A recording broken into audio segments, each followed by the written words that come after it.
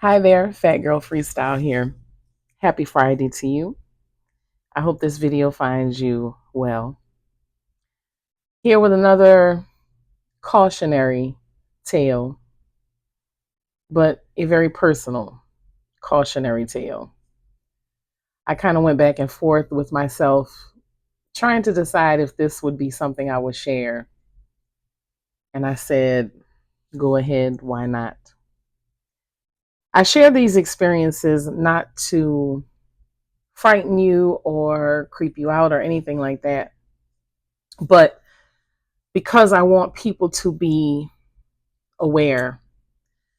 The spiritual world, as many of us know, is a very real space. It's not just a matter of belief, but there are things that people do, things that people can do, things that people are capable of that sometimes we don't believe, but it is absolutely true. And for those of us who have experienced these things, we know beyond a shadow of a doubt there's more between heaven and earth than meets the eye. So, again, this is a very personal experience of mine that I kind of debated on whether or not I was going to share. And this is why I tell y'all my life has been filled with strange encounters, unexplainable experiences, so many things. So, none of this stuff I find odd or unusual. That's why I don't judge anyone for any experience or encounter that they say they have had, because I know many of the things I've experienced and I've shared, people have dismissed them as completely unbelievable. But as long as you know your experience, as long as you know what that encounter was, it doesn't matter what anyone else thinks. We're not here for validation or approval. We're here to simply share and make other people aware of the things that are possible. Now, this experience happened to me when I was a younger woman. I was, of course, a mom. I had my two sons, and I was dating. I met a guy, I'll call him Shawn, and he was from Shreveport, Louisiana. And that's why I say Shreveport, there's a lot of spiritual energy that runs through there as well. It's not just New Orleans, a lot of places in Louisiana. But I think Shreveport is the one place that I've been to that has that same feeling that New Orleans has. Except, in my opinion, the energy in Shreveport is much creepier. New Orleans, at least, you get that good vibe, that good energy. But Shreveport, I didn't get any good vibes there. But again, that's just me. Some people come to New Orleans and say the same thing. But anyway, Shawn was from Shreveport, and we would visit each other back and forth. He was charming, of course, physically attractive, had a smile and eyes that really mesmerized me. I used to wear my hair long, almost to my shoulders when I was younger. And Shawn used to love my hair. And every time I would say I'm going to cut it, because it was just so hard to manage with washing and combing and taking care of it, he used to always tell me, I'll do it for you. I don't mind. I used to do my mom's hair. Let me do that for you. Let me show you some care, some attention, is what he used to say. So one day we were spending the weekend together. And I decided I would let him wash my hair, condition it for me, comb it through. And he did.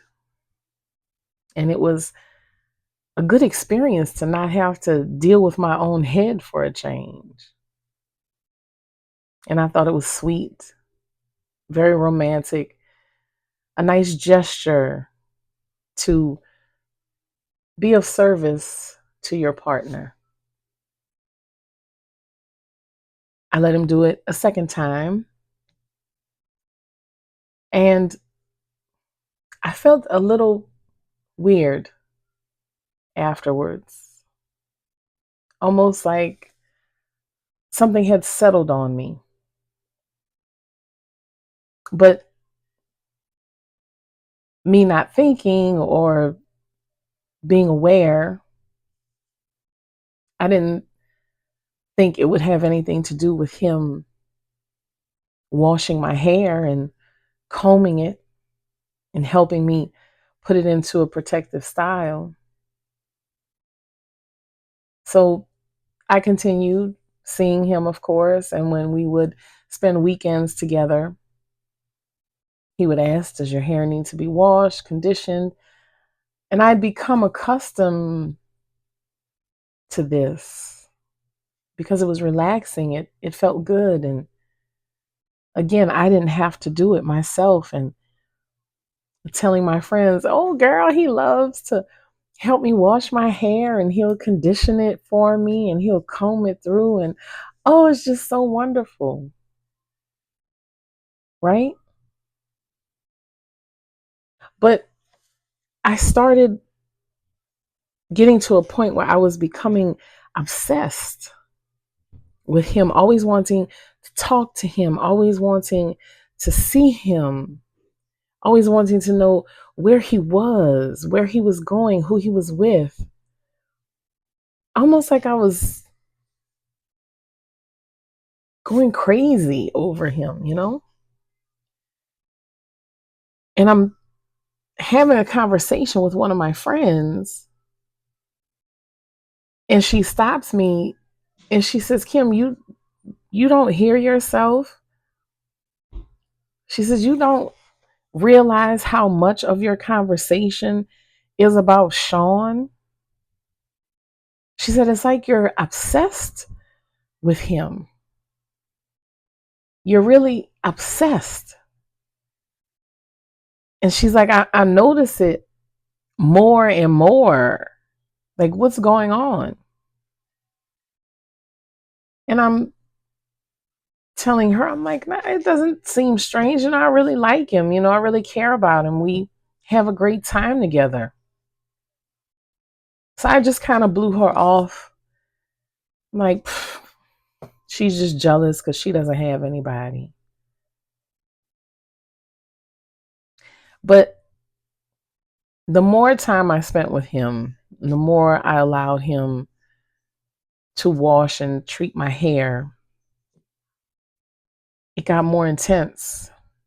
That obsession. It got to a point where I wasn't spending as much time with my kids because I wanted to be with him all the time. And again, it was odd behavior for me. And people noticed this.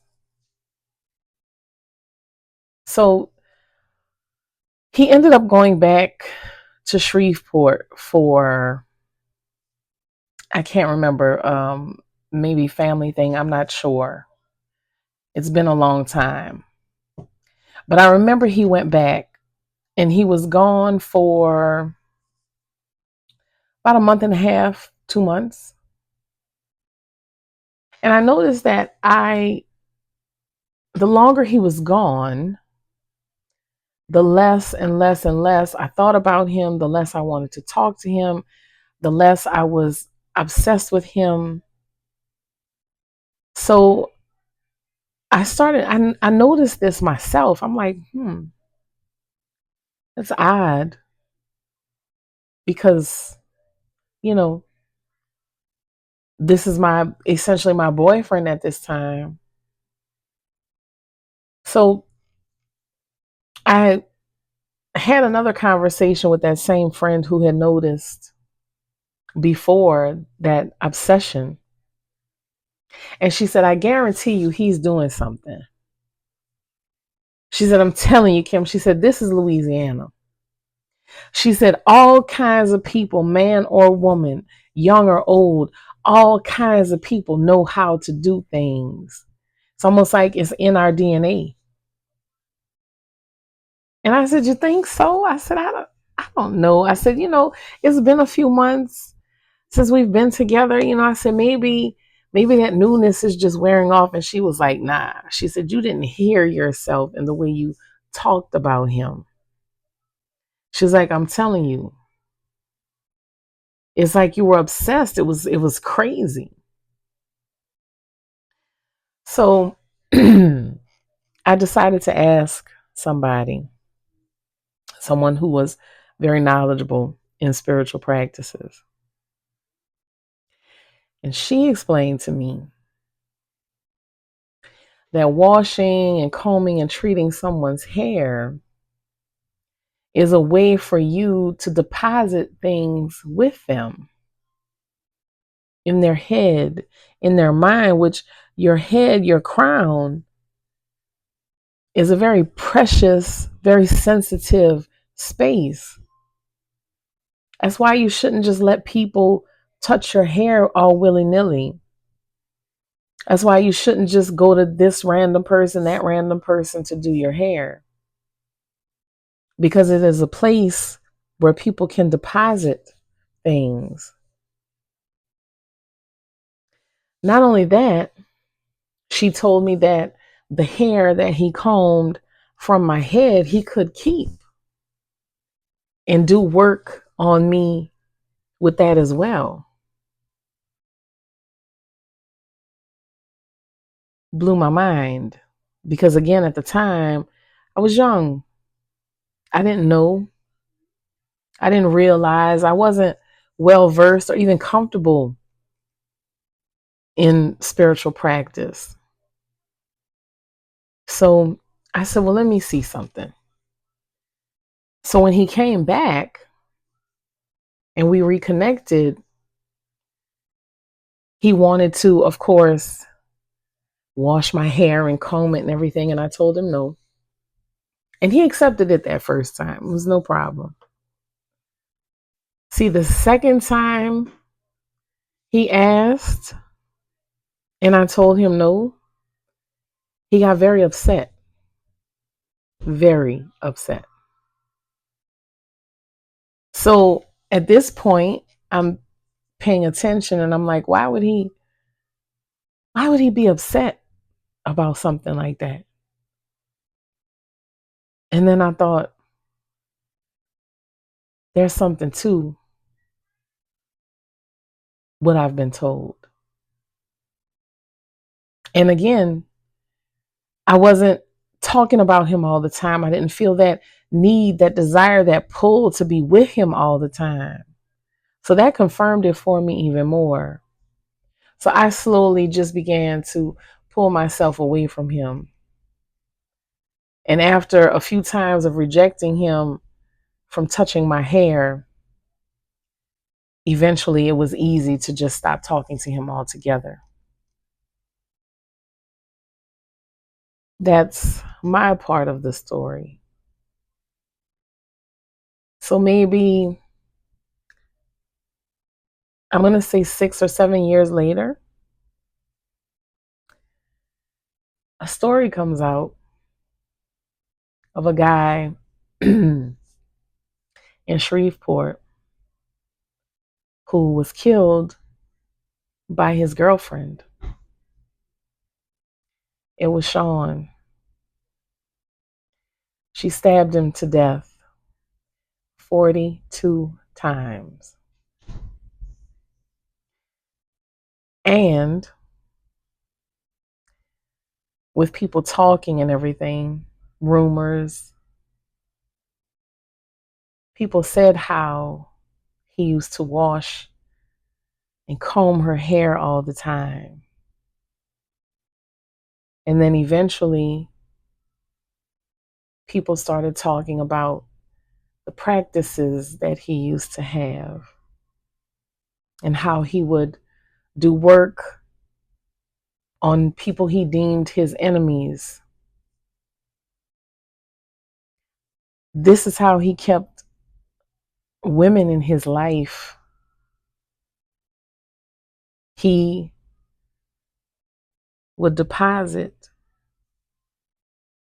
those energies and intentions and thoughts and do spiritual work with their hair. That's how he kept the women obsessed with him. And one of the obsessions went way too far, and it cost him his life. Now, again, these were the rumors. This was the talk of the town, talk on the streets. So, is it true? I never saw any physical evidence. I never saw anyone present any physical evidence. I only heard what people said. But I know what my experience was. I know how I felt. So I wholeheartedly believe it.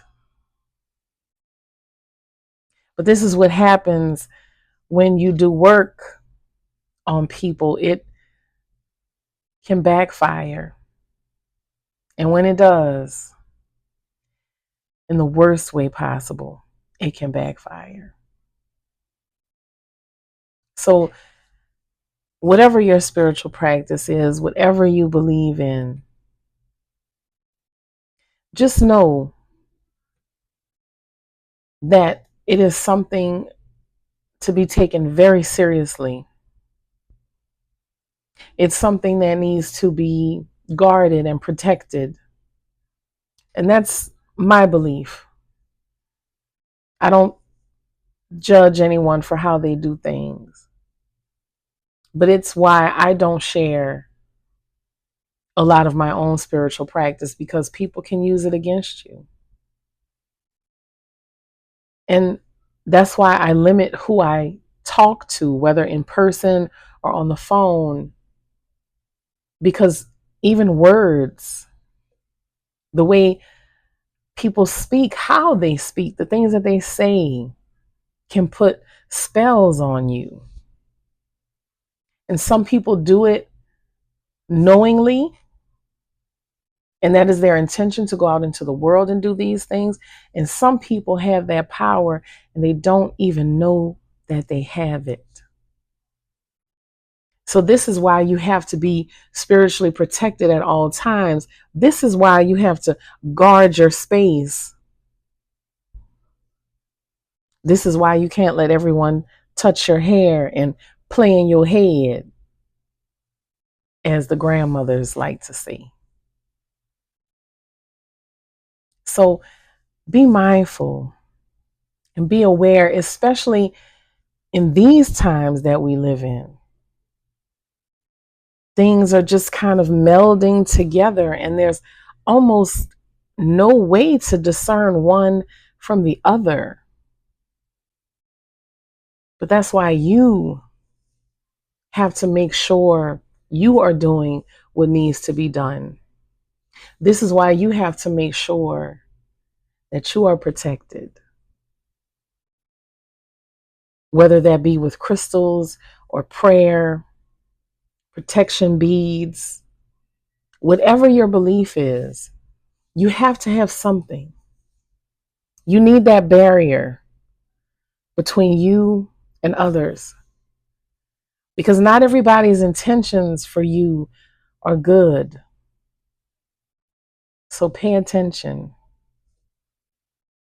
Protect your space. Always protect your crown. And believe that good and evil is very real. Thank you for watching. And as always, I love you, Shawn.